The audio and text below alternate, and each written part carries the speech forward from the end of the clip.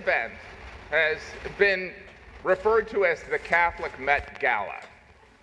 22% of Americans identify as Catholic. Catholics will be a key demographic in every battleground state. I'm sorry, why is Vice President Harris not here?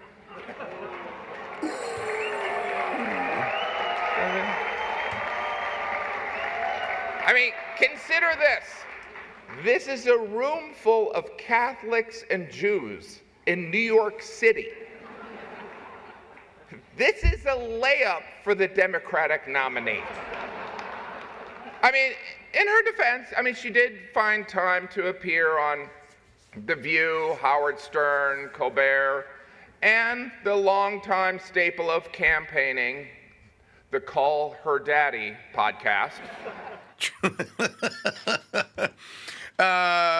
One more thing that we'll bring Don on. You may have seen this headline. Historic survey of U.S. Catholics blames communion in the hand, homosexual priest for lack of faith in the Eucharist. Okay, this is put together by the Real Presence Coalition, the RPC.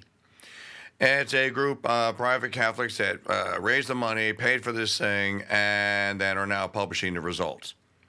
Guess what? Yours truly is a member. I am on that august board.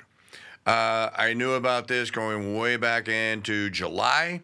I have been on the board since August.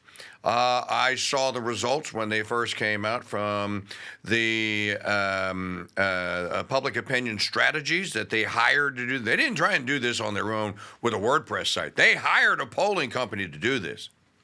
And I want to talk to Don about this. The RPC survey revealed that the loss of faith in the real presence, that's the real presence of Jesus Christ, his body, soul, and divinity in the Eucharist, has been precipitated by a combination of factors, including, number one, receiving in the hand.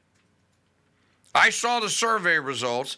63% of people said the number one reason for a lack of reverence to the Eucharist is receiving in the hand.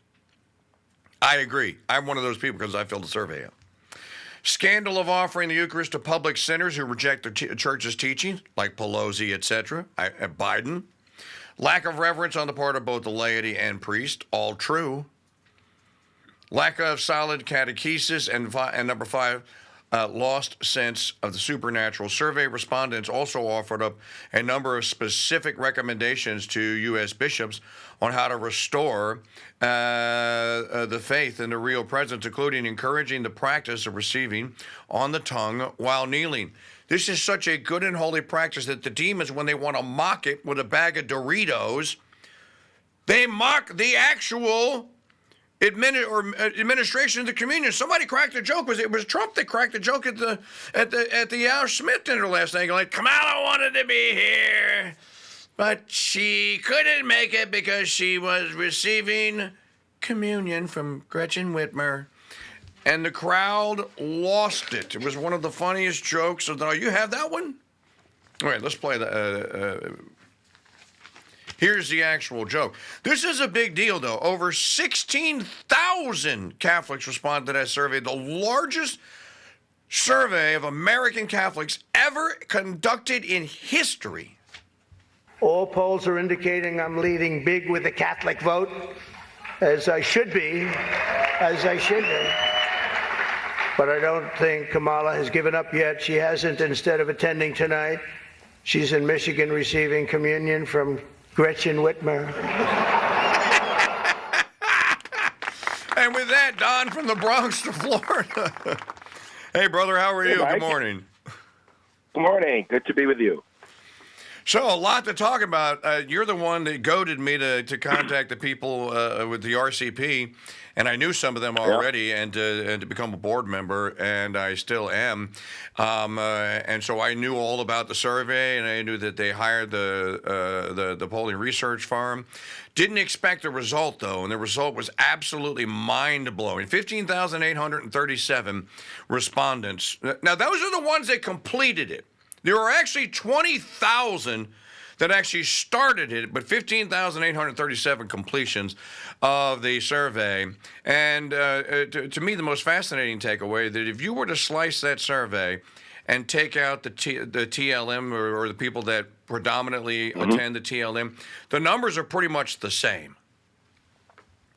Yeah, absolutely. I think that was, as you said, I think that was an astonishing result. I think it's really important that it was done because this is the path that, as you know, Catholics that have a belief that the traditional Roman rite is the preferred way, you might say, that this is leading now towards that path. There's opportunity here, if handled correctly, to help those that have been, going to the Novus Ordo rite for, their entire lives, to see that the only path forward is through the traditional Roman rite.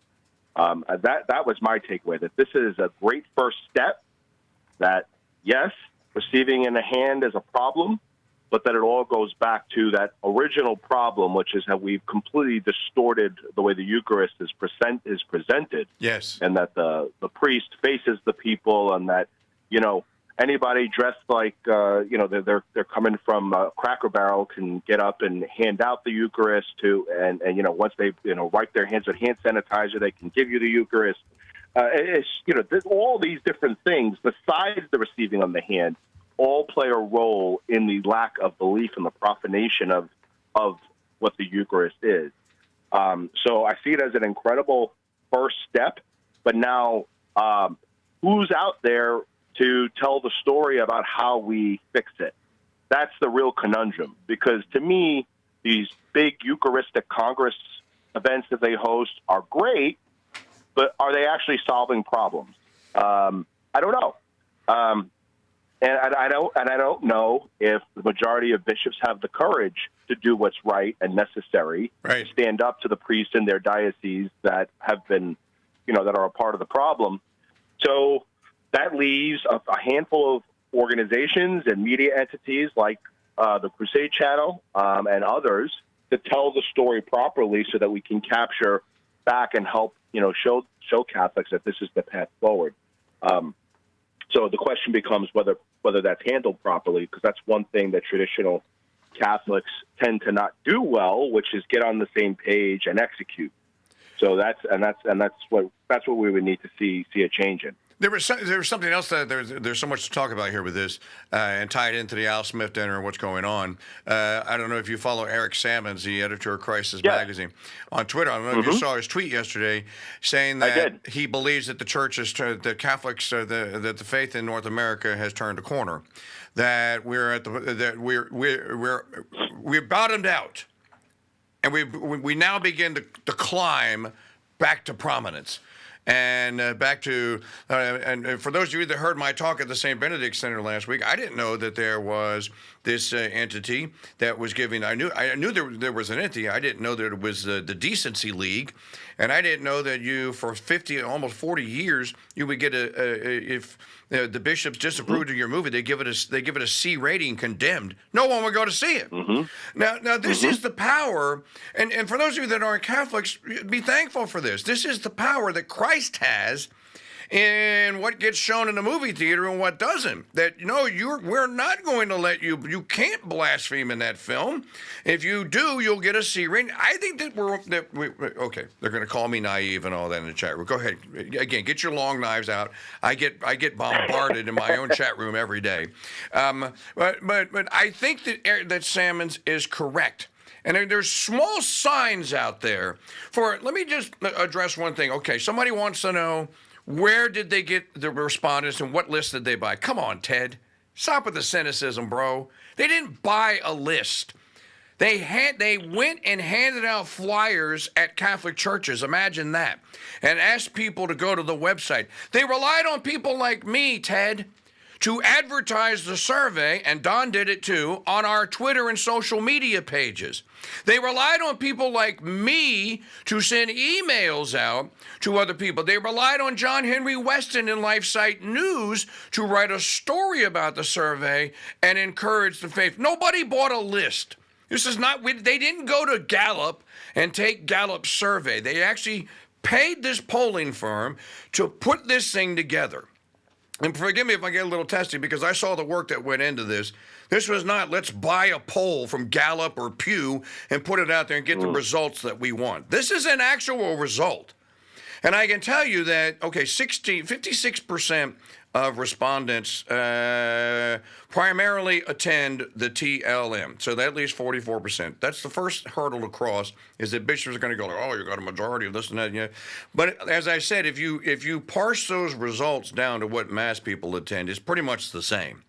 So the realization is the same. By the way, and this is from the press release, the massive RPC survey resulted in nearly 16,000 responses with an 80% completion rate and generated more than 250,000 words. Now, John, you took it. You could write your own little summary if you wanted to, right? I wrote one. You probably wrote one. 250,000 words of open-ended feedback. While the survey was open to all U.S. Catholics, those who responded could be characterized as, quote, highly engaged in their faith, because, at the beginning they did the demo information, with over 97% of respondents attending Mass on at least a weekly basis. 79% of respondents either exclusively or primarily attended the Novus Ordo Mass. So this was a survey of faithful Catholics, regardless of what Mass you go to. That is telling.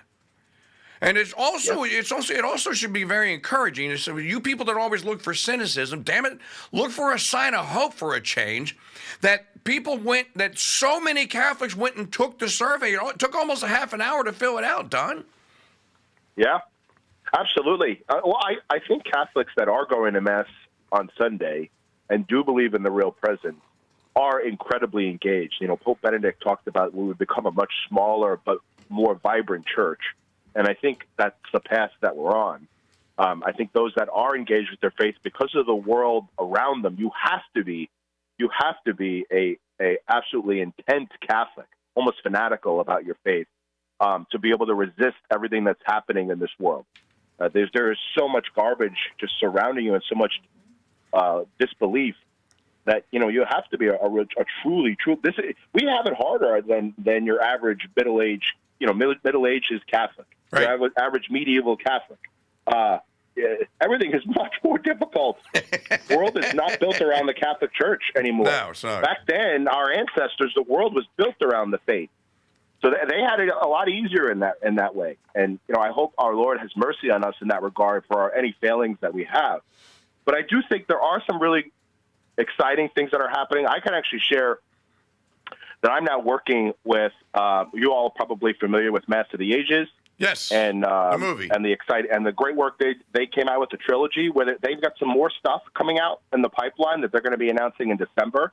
And two of their major projects are Eucharist focused, that are going to be coming out in 2025 to 2026. And I think are going to be absolutely fantastic. That if you like the quality of Mass of the Ages trilogy, you'll be very impressed by what they're coming out with on the Eucharist. And they're going to be attacking it from the perspective of obviously drawing people to tradition, but telling the stories behind saints that were specifically impacted or, by the way, engaging with the Eucharist. To that point, and I have a couple of things more to share with you. You know what I saw a trailer for on Fox News yesterday? The Saints. Martin Scorsese presents. Now, I don't trust Scorsese, but I'll take the whim. Saint Teresa Lisieux, he's doing a feature on her. Saint Jean d'Arc, he's doing a feature on her. Saint Francis of Assisi, he's doing a feature, and this is going to be on Fox Nation now. And the trailer is it's very impressive. The trailer is very impressive. All right, and all the cynic bros in the chat room go, do, not gonna matter, KingDude, not gonna matter, KingDude, do. Right. There are things that are happening. The headline that I read you to begin this came from Breitbart News. It was on the front page of Breitbart on Tuesday, or the day the story came out. The story is run in the Wall Street Journal now. I bet you Jeffrey Tucker's going to write about it, or somebody's going to pick it up for the Epic Times. It is run at Crisis Magazine. It is run at 1 Peter 5. It is run at LouRockwell.com. Not a fountain of Catholicism that I know of, or most people don't know this, but Lou Rockwell is a Catholic. So is Jeffrey Tucker. Most people don't know that. Tucker's a convert. True. So this survey, the point is getting out there. I sent it to the Federalist. I hope that the Federalist does a story on it. I sent it to several different magazines because I know at least tangentially some of these people. So the story is actually about the survey is getting out there, folks. You have to start stacking some wins up here. This is this is a win. It's a step in the right direction. And get behind anyone that's actually trying to affect change in a positive way. So like the Real Presence Coalition, Mass of the Ages, anyone that's out there, the Crusade Channel, anyone that's out there that's actually affecting positive change in this regard, get behind them. Don't just sit on the sidelines snickering and sneering that we don't have a Catholic monarch, and so I'm going to sit on the sidelines and fold my arms. You got to do something about it. It's not just going to happen. It may happen. We may have a miracle in our lifetime. It's going to take a miracle. It's going to take a supernatural Marian miracle for us to get the things we all want. But why don't we try to save as many souls as we can while we're on that path? Hey, Don, that's my perspective on it. That's a great perspective.